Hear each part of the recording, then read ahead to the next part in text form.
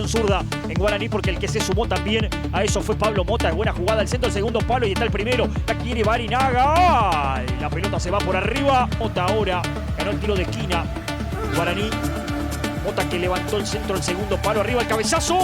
Maloki. Después para la zurda. Muy bien enganchó el centro del segundo palo a Barinaga. La sacaron a media. Monzón Cabral para pegarle. El desvío en el camino del tiro de esquina.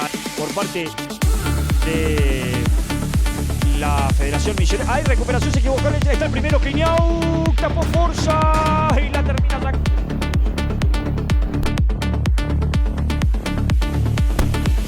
El centro que vino al segundo palo, arriba el cabezazo. El que ganaba el pie a pie lo propone con Petrovski, le ganó muy bien. La quiere Barinaga, el centro para él, Baqueria, el cabezazo. Por arriba del travesaño. Porque interrumpió lo que podía ser un buen ataque. Gran cambio de frente de Vera. Solo mira, ¡ay, Cliniau querido! Se lo perdió Cliniau ahora.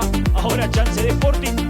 Se lo perdió Cliniau. Arriba Barinaga. Caruso que va. El primero. Está por aquí, no está.